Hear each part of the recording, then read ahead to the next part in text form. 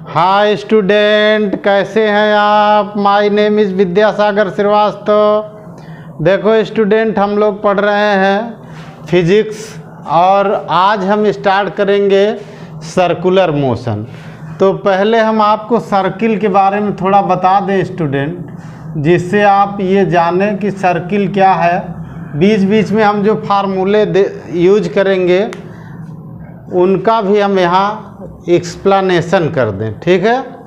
देखो student, circle क्या होता है। सर्किल जो होता है हमारा एक लोकस होता है जो किसी पॉइंट से सेम डिस्टेंस पर रहता है। जो है ये सेंटर है और सेंटर सेम डिस्टेंस पर सर्किल का एवरी पॉइंट होता है, ठीक है। हम यहाँ सर्किल की डेफिनीशन नहीं बता रहे हैं, आपको जो बता रहे हैं वो समझिए।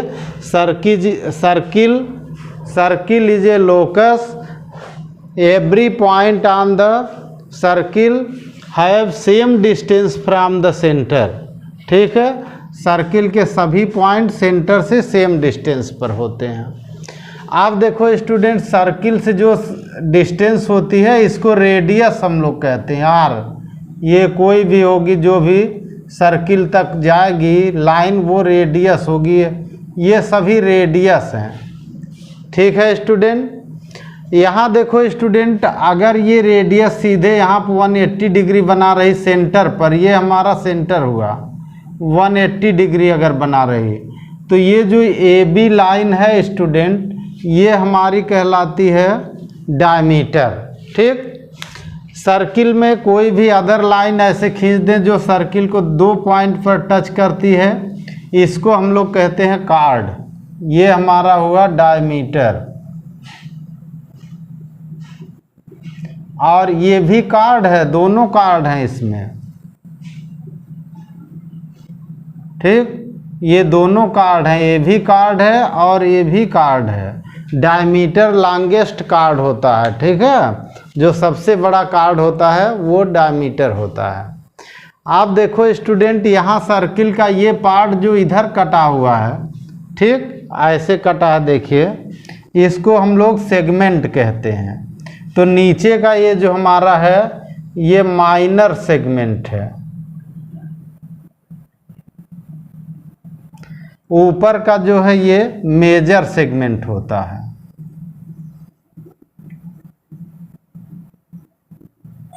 ठीक। ये मेजर सेगमेंट होता है। इसके अलावा अगर कोई सर्किल का पार्ट 2 रेडियस से कवर है, जैसे हम लोग इसको देख लें, एक पार्ट यहाँ से कवर है ऐसे, ये पार्ट जो हमारा कवर है, इधर देखो स्टूडेंट, ये हमारा ओ ए बी ये वाला पार्ट है, इसको हम लोग सेक्टर कहते हैं। क्या कहते हैं? सेक्टर। और ये पार्ट हमारा है माइनर सेक्टर, माइनर सेक्टर, ठीक। और ये बड़ा वाला पार्ट हमारा जो होता है इसको हम लोग कहते हैं मेजर सेक्टर, ठीक है। आप ध्यान से देखो स्टूडेंट कि अगर हम केवल एक ऐसे बना दें, यहाँ देखो जैसे हमने इसमें बनाया है, ठीक, तो यहाँ से यहाँ तक का जो डिस्टेंस होती है इसको हम लोग आर्क कहते हैं। ए से बी तक हम लोग क्या कहते हैं? आर्क। और आर्क की लेंथ ज़्यादातर हम लोग डेल्टा एस यूज करते हैं, यानी ये है हमारा ए बी आर्क है, ठीक, ए बी आर्क।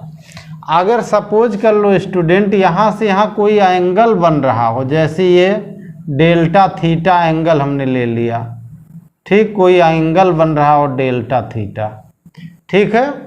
तो हम लोग इसमें एक फार्मूला लगाते हैं स्टूडेंट, वो होता है angle is equal to arc upon radius, arc upon radius. इसमें जो आपको ना आ रहा हो स्टूडेंट, जो आपको लगे कि मैं नई चीज़ बता रहा हूँ, आप उसको नोट कर सकते हैं। इसका फार्मूला अगर यहाँ से हम लोग रख दें स्टूडेंट, तो delta S is equal to, arc हमारा कौन है? ए बी है, ठीक, और रेडियस आर है। ए बी को हम लिख सकते हैं डेल्टा एस अपॉन आर। इसका हम लोग बहुत यूज करेंगे इसमें, ठीक है। ओके स्टूडेंट, आप देखो स्टूडेंट, एक चीज़ और हम आपको बता दें, ये हमारा सर्किल है, ठीक। तो फार्मूले जो हमारे बनते हैं उनमें भी कुछ हम लोग यूज कर दें, जैसे सरकमफेरेंस है, ये हमारा है circumference,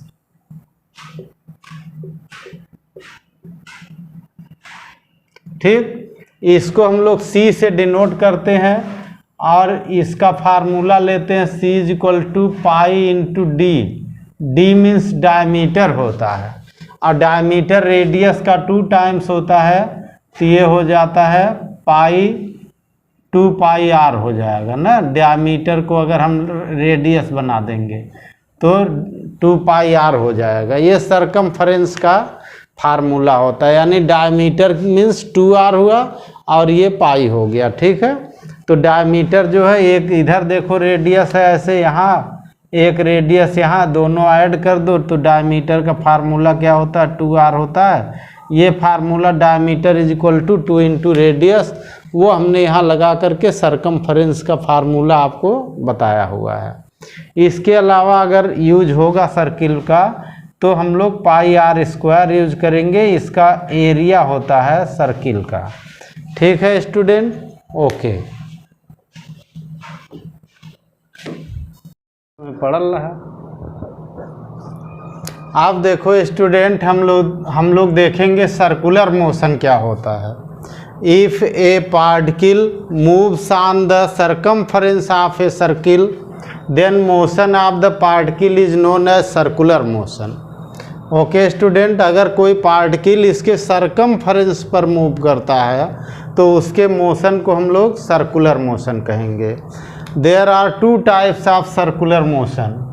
number 1 uniform circular motion,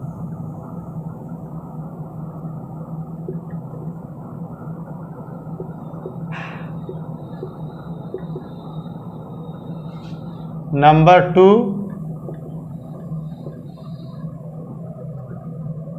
non uniform circular motion.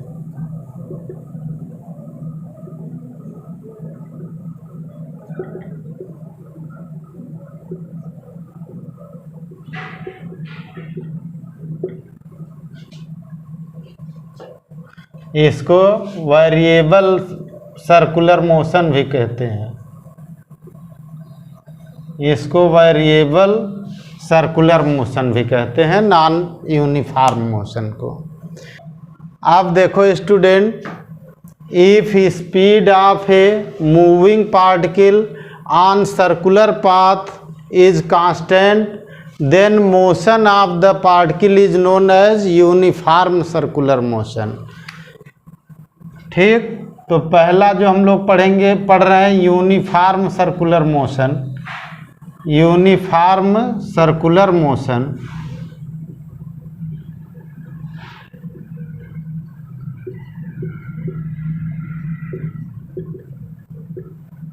इसमें हमारे पास सबसे पहला क्या आएगा स्टूडेंट, कि स्पीड कांस्टेंट होगी। ध्यान रखिएगा स्टूडेंट, स्पीड इज कांस्टेंट, ठीक। यानी सर्किल के एवरी पॉइंट पर, यानी पाथ के एवरी पॉइंट पर स्पीड कांस्टेंट होगी, ठीक है। क्या कांस्टेंट होगा स्टूडेंट, स्पीड, यानी यूनिफॉर्म सर्कुलर मोशन जिसमें स्पीड कांस्टेंट होगी। अगर स्पीड कांस्टेंट होगी student, then linear acceleration, then linear acceleration, A = A tangential इसको कहेंगे, ये 0 रहेगा। यानी जब हमारा यूनिफॉर्म सर्कुलर मोशन होगा तो उसमें लीनियर एक्सेलरेशन, जिसको हम लोग AT कहेंगे, यानी टेंजेंशियल एक्सेलरेशन भी इसको कहते हैं, टेंजेंशियल एक्सेलरेशन, ठीक। ये क्या रहेगा, 0 रहेगा। यानी इस डायरेक्शन का जो हमने यहाँ टेंजेंट बनाई है, इस डायरेक्शन का एक्सेलरेशन नहीं होगा, 0 होगा। ठीक है। और अगर हमारा दूसरा है नॉन यूनिफॉर्म मोशन, तो उसमें इस डायरेक्शन का कोई ना कोई एक्सेलरेशन होगा। अब देखो स्टूडेंट, दूसरा पार्ट हमारा जो है वो है नॉन यूनिफॉर्म सर्कुलर मोशन। इसमें ये पहला तो होगा कि speed is not constant, speed is not constant, यानी स्पीड कांस्टेंट नहीं है, ठीक है। और दूसरा इसमें क्या होगा स्टूडेंट कि ए टेंजेंशियल एटी जो है वो भी जीरो नहीं होगा, कुछ न कुछ टेंजेंशियल एक्सेलरेशन होगा, ठीक है स्टूडेंट। तो हम लोग आगे इसके बारे में अलग अलग पढ़ते रहेंगे, जहाँ जैसा पड़ेगा हम लोग आगे बढ़ते हैं, ठीक है स्टूडेंट। अब देखो स्टूडेंट, हम लोग देखेंगे एंगुलर डिस्प्लेसमेंट। यहाँ देखो स्टूडेंट, ये हमारा रेडियल वेक्टर है, इसको हम लोग रेडियल वेक्टर कहते हैं, और इसकी डायरेक्शन जो होती है वो सेंटर से सरकमफरेंस की ओर होती है। तो ये रेडियल वेक्टर जब मान लीजिए पार्टिकल यहाँ है मोशन करते हुए बी पर पहुँचा, तो बी पर पहुँचा तो हमारा रेडियल वेक्टर भी यहाँ से यहाँ पहुँच गया, तो यहाँ पे रेडियल वेक्टर पहुँचा। तो रेडियल वेक्टर की दो पोजीशन हो गई, एक तो यहाँ पोजीशन ये हो गई, दूसरी पोजीशन ये हो गई। इन दोनों पोजीशन के बीच जो एंगल हमें मिलता है उसको हम लोग एंगुलर डिस्प्लेसमेंट कहते हैं, ठीक। The angle produce by radial vector between two position in circular motion is known as angular displacement for a constant time, ठीक है। यानी इसमें टाइम भी ली जाएगी, कितने टाइम में ये पहुंचा है, ठीक है। तो जो हमारी रेडियल वेक्टर है ये, इसकी किन्हीं दो पोजीशन के बीच में जो एंगल होगा इसको हम लोग एंगुलर डिस्प्लेसमेंट कहते हैं, और इसको हम लोग डिनोट करते हैं डेल्टा थीटा से, ठीक, या कहीं कहीं थीटा ही लिख देते हैं। इसको हम लोग कहीं कहीं थीटा लिखते हैं और कहीं कहीं डेल्टा थीटा लिखते हैं। अब देखो स्टूडेंट, अगर सरकमफरेंस पर हमारा जो डिस्टेंस है वो यस हो जाए, तो हम लोग यहाँ एक फार्मूला अप्लाई कर सकते हैं, angle is equal to arc upon radius. अभी पीछे हमने बताया था आर्क अपॉन रेडियस, ठीक। यानी यहाँ से हमारा delta theta is equal to हुआ डेल्टा एस बाई आर हुआ, ठीक। ये हमारा फार्मूला होता है एंगुलर डिस्प्लेसमेंट कैलकुलेट करने का, ठीक है स्टूडेंट। अब हम लोग देखेंगे एंगुलर वेलोसिटी, एंगुलर वेलोसिटी। अब देखो student, the rate of change in angular displacement is known as angular velocity. The rate of change in angular displacement is known as angular velocity, ठीक है। यानी rate of change in angular displacement, तो angular velocity का formula हम लोग ऐसे लिखेंगे student, delta theta upon delta T लिखेंगे। The rate of change in angular displacement is known as angular velocity. सुन के आप आराम से याद कर सकते हैं इजीली। यहाँ देखो ये एंगुलर वेलोसिटी है ओमेगा, और ये delta theta upon delta T हमारा हो गया एंगुलर वेलोसिटी का, ठीक है स्टूडेंट। अब अगर हमें एवरेज एंगुलर वेलोसिटी निकालनी है student, average angular velocity,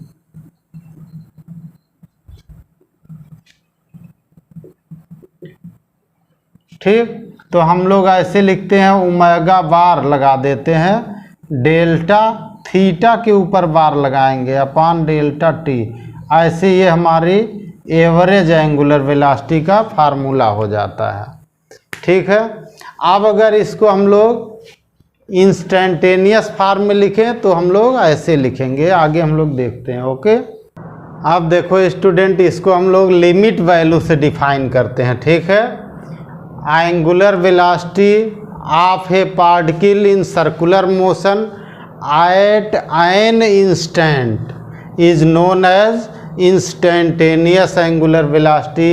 this is limit angular velocity of the particle. यानी इसको हम लोग ऐसे लिखते हैं, omega is equal to limit delta T tends to 0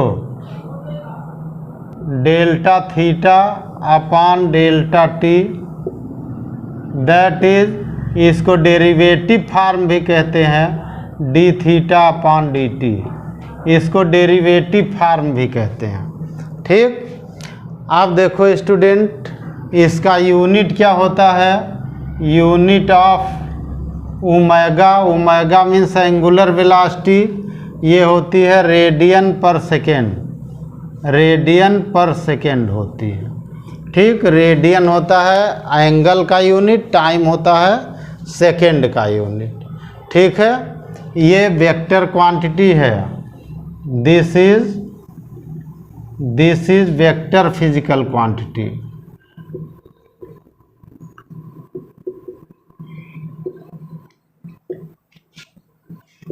वो चाहे एवरेज हो, चाहे जनरल हो या इंस्टेंटेनियस हो, लेकिन वेलोसिटी है, वेलोसिटी वेक्टर फिजिकल क्वांटिटी होती है। इसकी dimension of omega is equal to, देखो स्टूडेंट, रेडियन एंगल है, एंगल की कोई डायमेंशन यूनिट नहीं होती, सेकेंड है नीचे, टी पावर -1 होती है। ये और किसकी यूनिट होगी स्टूडेंट, ये फ्रीक्वेंसी की यूनिट होगी, अभी हम लोग उसकी बात बाद में करेंगे जो है। ठीक है, अब देखो स्टूडेंट, हम लोग देखेंगे relation between angular velocity and linear velocity in uniform circular motion. देखो स्टूडेंट, हम लोग जानते हैं किसी भी सर्कुलर मोशन में क्या होता है, we know that in circular motion,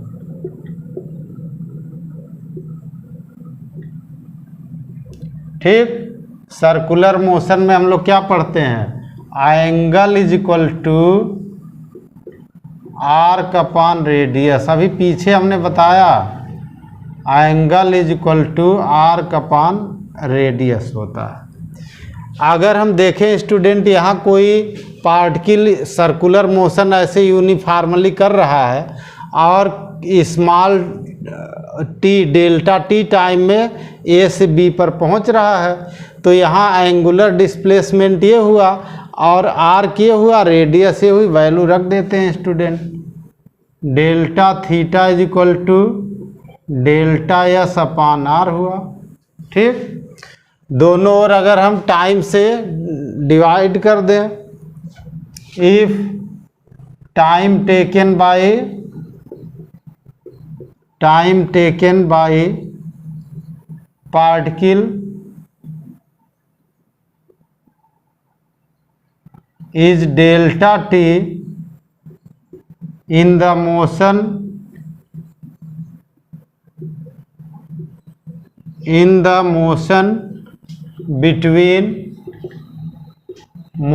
between A to B,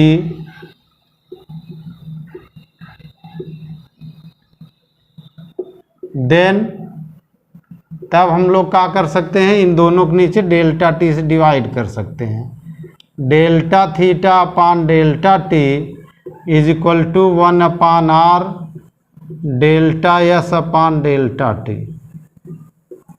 ठीक है स्टूडेंट, दोनों की ओर हम लिमिट बढ़ाते हैं, तो ये हो जाएगा limit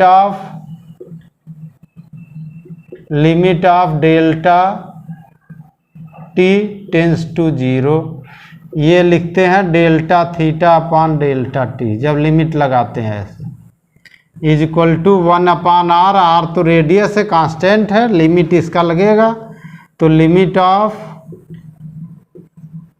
delta T tends to 0, ये किसकी होगी, limit of delta S upon delta T. आप देखो स्टूडेंट, ये जो लिमिट हमारी लिखी है ये तो किसकी है, एंगुलर वेलोसिटी ओमेगा की है, ठीक। ये 1/r हो गया। यहाँ जो लिमिट लगी है दूसरी ये स्टूडेंट, ये लीनियर वेलोसिटी v की है। इससे एक फार्मूला आ गया student, v is equal to omega r आ गया। ये हमारी रिलेशन हो गई, ठीक है स्टूडेंट। अब इसको अगर वेक्टर नोटेशन करना चाहते हैं तो हम लोग ऐसे वेक्टर लगा सकते हैं। देखो इन वेक्टर फॉर्म अगर लिख दें ऐसे, इन वेक्टर फॉर्म, ठीक। तो वेक्टर फॉर्म में हम लोग ऐसे लिखते हैं, vector v is equal to vector omega और क्रॉस वेक्टर r। इसका मतलब हुआ, देखो यहाँ स्टूडेंट r और v परपेंडिकुलर हैं और ओमेगा भी इनके परपेंडिकुलर है, यानी direction of omega is perpendicular to the vector v and vector r। Direction of v is perpendicular to omega and r। Direction of r is perpendicular to v and omega, यानी ये तीनों एक दूसरे के perpendicular होंगे। तो direction angular की velocity जब आप लिखेंगे तो आप इसको परपेंडिकुलर बताएंगे, ठीक। अब देखो स्टूडेंट, हम लोग देखेंगे सेंट्रीपिटल एक्सेलरेशन। यहाँ देखो स्टूडेंट, सर्कुलर मोशन जो भी पार्टिकल करता है वो अपनी सर्किल से बाहर नहीं जाता है, क्योंकि इस पर एक सेंटर की ओर ऐसे एक्सेलरेशन लगता है, ठीक है। In a circular motion acceleration towards the centre is known as centripetal acceleration. Circular motion में जो सेंटर की ओर एक्सेलरेशन लगता है उसको हम लोग सेंट्रीपिटल एक्सेलरेशन कहते हैं। आप देखो स्टूडेंट, यहाँ पे हमने सेंट्रीपिटल एक्सेलरेशन की डायरेक्शन ये बनाई है। अब हम लोग इसको ऐसे लिख सकते हैं, देखो स्टूडेंट आराम से, ठीक। सेंट्रीपिटल एक्सेलरेशन का जो फार्मूला इसका होता है, a is equal to V square upon r होता है इन यूनिफॉर्म सर्कुलर मोशन। ये कहाँ होता है, यूनिफॉर्म में होगा।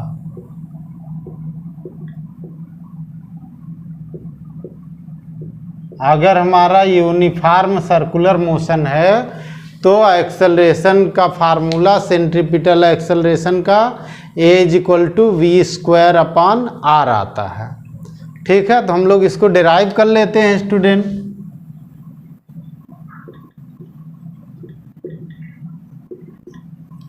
डिराइव आप दो तरह से कर सकते हैं, एक डायमेंशनल मेथड है, वो हम पीछे बता चुके हैं, डायमेंशन हमारा टॉपिक है, उसका लिंक इसमें लगा है, आप चाहें तो उसमें देख सकते हैं, ठीक है। अब हम लोग यहाँ वेक्टर मेथड से इसको डिराइव करेंगे। यहाँ देखो स्टूडेंट, हमने लेट कर लिया कि ये particle moves on circular path of radius small r, ठीक है। आप सुन के आराम से लिख सकते हैं, delta T in time delta T आप लेंगे, ठीक।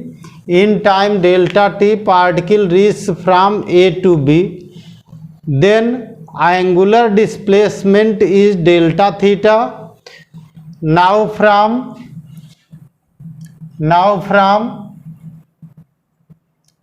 Angle is equal to arc upon radius, angle is equal to arc upon radius. Angle का ये फार्मूला होता है आर्क अपान रेडियस। अब यहाँ आर्क हमने डेल्टा एस लिया जो इसकी डिस्टेंस है, थीटा हमने डेल्टा थीटा लिया, ये आर लिया है, तो फार्मूला वही लगा दो स्टूडेंट, बार बार वो तो आ रहा है, डेल्टा एस अपान आर, ठीक। ये हमारा इक्वेशन 1 हुआ। आप देखो स्टूडेंट, ये वेलोसिटी हमारी इस डायरेक्शन की है, इस डायरेक्शन की, तो हमने वेलोसिटी का एक वेक्टर इस डायरेक्शन का बनाया है, ठीक। दूसरी वेलोसिटी हमारी इस डायरेक्शन की है बी पॉइंट पर, तो इसका हमने डायरेक्शन इधर बनाया है, ठीक है। लेकिन यूनिफॉर्म अगर सर्कुलर मोशन है तो स्पीड तो जो जितनी यहाँ होगी स्पीड उतनी ही वहाँ होगी। तो हमने क्या वेक्टर डायग्राम तो बनाया, v1 का इस डायरेक्शन का है, v2 का इस डायरेक्शन का है, तो चेंज इन वेलोसिटी जो आएगी वो इस डायरेक्शन के ऐसे आएगी। तो हमने इसी के एलांग बना दिया वेक्टर डायग्राम, ठीक। तो यहाँ देखो स्टूडेंट, नाउ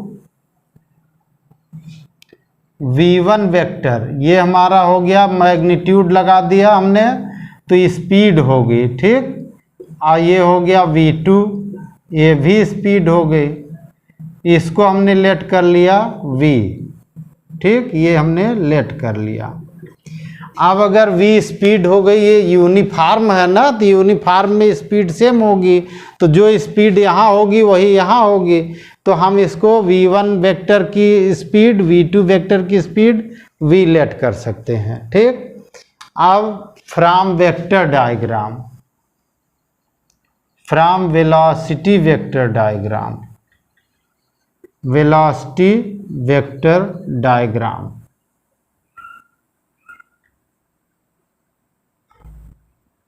यहाँ पे जो हमने बनाया स्टूडेंट, यहाँ से जितना एंगल इधर होने में लगेगा उतना ही एंगल ये भी आएगा, इसलिए यहाँ एंगल हमने इक्वल ले लिया है। अब इसमें हम लोग देख सकते हैं स्टूडेंट कि क्या हमारा यहाँ से निकलेगा। तो हम लोग यहाँ से बहुत आसानी से देख सकते हैं कि जैसे इसमें हुआ angle is equal to arc upon radius, वैसे इसमें हम ले सकते हैं delta theta is equal to delta V upon V, ठीक है। Delta theta is equal to delta V upon V ले सकते हैं, ठीक है। ये आर है, आर दोनों यहाँ इक्वल है, जैसे वैसे वेलोसिटी यहाँ इक्वल है, जैसे ये डिस्प्लेसमेंट है यहाँ का, वैसे ये दोनों का, इन दोनों का वो है डिफरेंस है, बिल्कुल उसी तरह से। तो जो हम यहाँ डेल्टा एस लेते हैं, यहाँ हम डेल्टा वी केवल मैग्नीट्यूड लेंगे, इसका हम लोग केवल मैग्नीट्यूड लेंगे, तो ये डेल्टा वी लिखा जाएगा। क्यों लिखा जाएगा? क्योंकि हमारा ये फार्मूला होता है डेल्टा वी, ठीक, और इसका मैग्नीट्यूड जब हम लोग लेते हैं तो ये डेल्टा वी लिखा जाता है, ठीक है। तो यही डेल्टा वी, ये वाला मैग्नीट्यूड वाला यहाँ इसका हमने ले लिया है। अब ये इक्वेशन हो गया हमारा 2, ठीक। अब अगर स्टूडेंट हम लोग इक्वेशन 1 और 2 को देखें तो दोनों में डेल्टा थीटा का इक्वल है, यानी लेफ्ट साइड अगर इक्वल होता है तो राइट साइड इक्वल होता है। तो फ्रॉम इक्वेशन 1 एंड 2, अब इक्वेशन 1 एंड 2 से क्या निकलेगा? 1 और 2 में देखें स्टूडेंट हम लोग तो लेफ्ट हैंड साइड हमारा इक्वल है, दोनों में डेल्टा थीटा और डेल्टा थीटा इक्वल है। तो जब दोनों में डेल्टा थीटा इक्वल है तो हम इसको राइट हैंड साइड भी इक्वल कर सकते हैं। तो ये हो गया delta V upon V is equal to delta S upon R आ गया, ठीक है स्टूडेंट। अब यहाँ से हम लोग इसको ऐसे लिख सकते हैं delta V is equal to V upon R delta S, ठीक है। अब हम लोग दोनों ओर डेल्टा टी से डिवाइड कर सकते हैं, तब ये हमारा हो जाएगा student delta V upon delta T is equal to V upon R delta S upon delta T, ठीक। अब हम लोग दोनों ओर लिमिट लगा दें स्टूडेंट। लिमिट लगाएंगे तो लिमिट ऐसे लिखेंगे, लिमिट ऑफ, ठीक, limit of delta T tends to 0, ये हो जाएगा delta V upon delta T is equal to V upon R, तो हमारा है ही है वी अपान आर, और लिमिट लगा दिया हमने, limit of delta T tends to 0, यहाँ आ गया delta S upon delta T, ये ऐसे आ गया स्टूडेंट। अब ये हमारा है सेंट्रीपिटल एक्सेलरेशन, ठीक। तो ये सेंट्रीपिटल एक्सेलरेशन हो गया, ए हो गया, ए इज इक्वल टू इधर हो गया v/r, और ये क्या है, rate of change in displacement, ये भी v है, ठीक। यहाँ से हमारा फार्मूला क्या निकल आया student, a is equal to v²/r आ गया। यही हमारा फार्मूला होता है सेंट्रीपिटल एक्सेलरेशन का, ठीक है। एक्सेलरेशन की यूनिट वगैरह पीछे पढ़े हैं, वो वही है, ठीक है।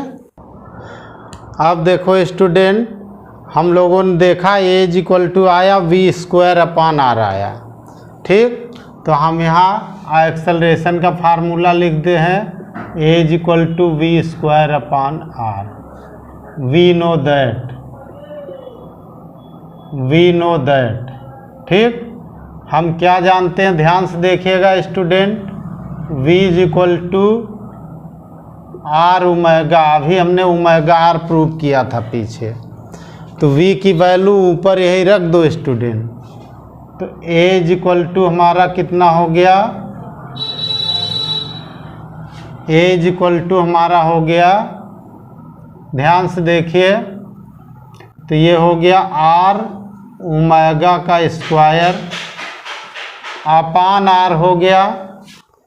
अब इज इक्वल टू इसी को हम कर दें स्टूडेंट, तो ये r² ओमेगा स्क्वायर हो गया अपान r हो गया, एक r इससे कैंसिल हो गया, a इज इक्वल टू आ गया r ओमेगा स्क्वायर आ गया। ये ऐसे निकल आया स्टूडेंट, ठीक है। ये भी सेंट्रीपिटल एक्सेलरेशन का फार्मूला हुआ। कहीं कहीं देखो स्टूडेंट, सेंट्रीपिटल एक्सेलरेशन को AR भी कुछ लोग लिखते हैं, तो AR को अगर आप AR लिखेंगे तो भी फार्मूला यही होगा v²/, तब ऐसे लिख देंगे r, यहाँ कैपिटल R हो जाएगा, ठीक है। और इसी को हम लोग लिखते हैं r ओमेगा स्क्वायर। तो ये वाला जो नीचे वाला है स्टूडेंट, ये कंडीशनल है, जब रेडियस कैपिटल दिया होता है तो ये r लिखते हैं, स्मॉल होगा तो इसी को स्मॉल भी लिख सकते हैं, ऐसे भी लिख सकते हैं, कहीं कहीं ऐसे AR is equal to v² small r is equal to r omega square. ये सब अपना देखिएगा, इससे small r capital R conditional है, सब जहाँ जैसा रहेगा वैसा यूज करिएगा, पर ये सब रिलेशन आप याद रखिएगा, ठीक है। आप देखो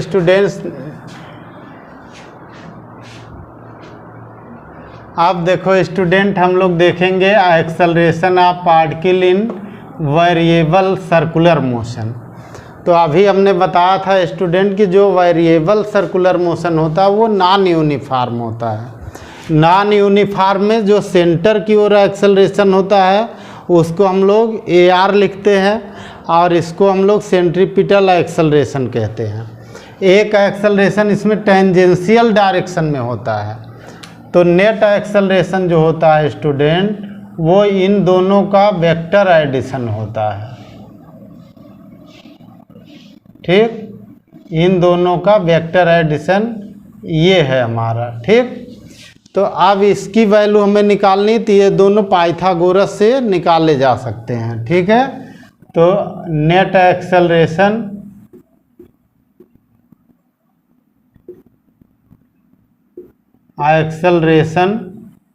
A is equal to under root का आ जाएगा स्टूडेंट AR स्क्वायर और plus AT square.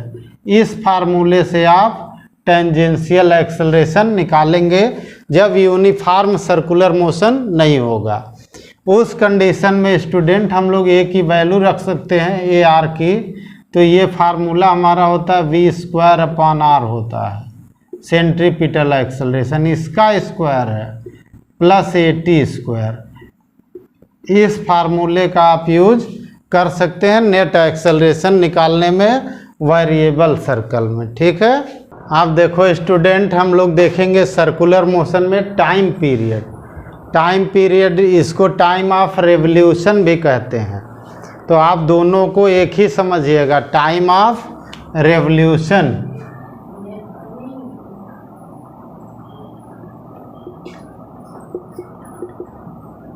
Revolution time, ठीक है। और टाइम ऑफ रेवोल्यूशन क्या होता है कि जितनी देर में ये एक चक्कर कंप्लीट करेगा पार्टिकल, जो भी सर्कुलर मोशन कर रहा है, जो भी सर्कुलर मोशन कर रहा है, जितनी टाइम में एक पूरा साइकिल कंप्लीट करेगा उसको हम लोग कहते हैं टाइम पीरियड और टाइम ऑफ रेवोल्यूशन, ठीक है। तो time period, time taken by moving particle in circular motion for one revolution is known as time period. It is denoted by T. तो टी इज इक्वल टू क्या हुआ, time period के लिए हम लोग क्या फार्मूला लगाएंगे student, total distance upon speed लगा देना। तो टोटल डिस्टेंस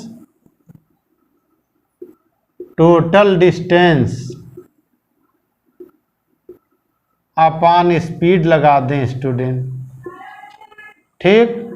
तो टोटल डिस्टेंस कितनी होती है, टोटल डिस्टेंस होती है 2 पाई आर,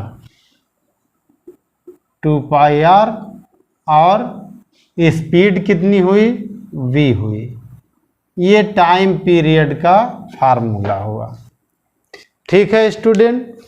अब देखो स्टूडेंट, टाइम पीरियड का ये पहला फार्मूला हुआ। दूसरे फार्मूले में एक हम लोग और यहाँ निकाल सकते हैं। वी नो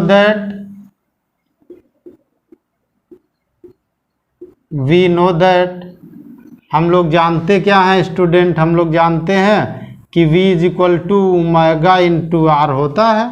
अभी पीछे हमने प्रूव किया। इस v की वैल्यू यहाँ रख दें स्टूडेंट, तो t is equal to 2 pi R upon omega R हो गया, r से r कैंसिल हो गया, t is equal to 2 pi upon omega हो गया। ये एंगुलर वेलोसिटी के फॉर्म में टाइम पीरियड का फार्मूला हो गया, ठीक है स्टूडेंट। अब अगर हम लोग फ्रीक्वेंसी निकालें स्टूडेंट, फ्रीक्वेंसी, ठीक, number of cycle completed by a particle in 1 second is known as frequency. Number of cycle completed by a particle in 1 second, 1 second में जितने नंबर ऑफ साइकिल कंप्लीट करेगा उसको हम लोग कहेंगे फ्रीक्वेंसी। और फ्रीक्वेंसी को हम लोग किससे रिप्रेजेंट करते हैं, एफ से रिप्रेजेंट करते हैं, एन से कहीं कहीं, और कहीं कहीं न्यू वर्ड यूज करते हैं। ये 3 वर्ड फ्रीक्वेंसी के लिए हम लोग यूज करते हैं। यहाँ पर अभी हम एन ले रहे हैं, ठीक। तो एन होता है reciprocal of time period, 1/t होता है ये, ठीक। ये फ्रीक्वेंसी का पहला फार्मूला हो गया। दूसरा फार्मूला यहाँ से देख लो स्टूडेंट, अपोजिट हो जाएगा। यहाँ से n की value r, n is equal to T की वैल्यू यहाँ से पुट कर दो इसको, तो ये आ जाएगा ओमेगा अपान 2 पाई आ जाएगा, ठीक है स्टूडेंट। ये फ्रीक्वेंसी का दूसरा फार्मूला हो गया।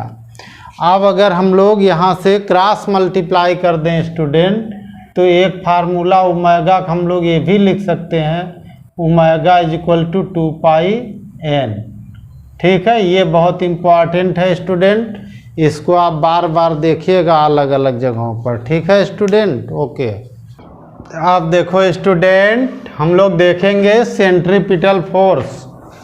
देखो स्टूडेंट, हमने यहाँ पे बनाया है एक फोर्स सेंटर की ओर है जो टेंजेंशियल वेलोसिटी के परपेंडिकुलर है, ये 90 डिग्री वाला है। ये वही कंडीशन इसकी यहाँ भी है, वही कंडीशन इन सब की है, ठीक है। तो टेंजेंशियल वेलोसिटी इसमें जो है उसके परपेंडिकुलर एक फोर्स लगता है जो कि सेंटर की ओर होता है। इसकी डायरेक्शन किधर होती है, सेंटर की ओर, ठीक है। Force acting on a body in circular motion towards centre is known as centripetal force. It is denoted by F, it is denoted by F. We know that centripetal acceleration A is equal to V square upon R, if mass of the moving particle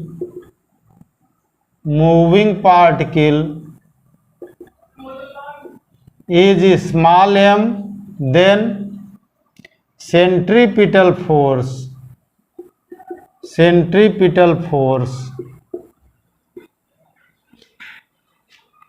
F is equal to mass into acceleration. Acceleration भी इसी direction का लगता है, जब अभी हमने इसको prove कराया कि एक्सेलरेशन सेंट्रीपिटल एक्सेलरेशन इस डायरेक्शन सेंटर डायरेक्शन पर हर जगह लगता है वो, तो फोर्स भी वैसे लगता है। तो ये हो गया m और v² अपान r हो गया, a की वैल्यू यहाँ से हमने रख दिया इस इक्वेशन 1 से। और ये हो गया f का फार्मूला, ये हमारा हो गया इक्वेशन नंबर 2 हो गया। ठीक, वी नो दैट हम क्या जानते हैं student, v is equal to omega R हम लोग जानते हैं, तो v की वैल्यू यहाँ ओमेगा आर रख दो, f इज इक्वल टू हो जाएगा m omega R square upon R हुआ, आगे इसको ओपन कर दो स्क्वायर, ओमेगा स्क्वायर आर और upon R square upon R हुआ, और एक आर से एक आर कैंसिल हो गया स्टूडेंट, एफ का फार्मूला आ गया M R omega square. Force है स्टूडेंट, इसका यूनिट न्यूटन होगा, ये सेंट्रीपिटल फोर्स का एक और फार्मूला होगा। ठीक है, तो 3 फार्मूले यहाँ हुए, एक तो पहला ये हुआ F is equal to M A हुआ, दूसरा F is equal to M V square upon R हुआ, और तीसरा हुआ F is equal to M R omega square. ये 3 सेंट्रीपिटल फोर्स के फार्मूले हैं। आप देखो स्टूडेंट, जो भी सर्कुलर मोशन करता है उन सब में सेंट्रीपिटल फोर्स लगता है। ठीक है, तो अब हम लोग सेंट्रीपिटल फोर्स का एप्लीकेशन कहाँ कहाँ होता है, कहाँ कहाँ यूज होता है, वो हम लोग अगले वीडियो में देखेंगे। ठीक है स्टूडेंट।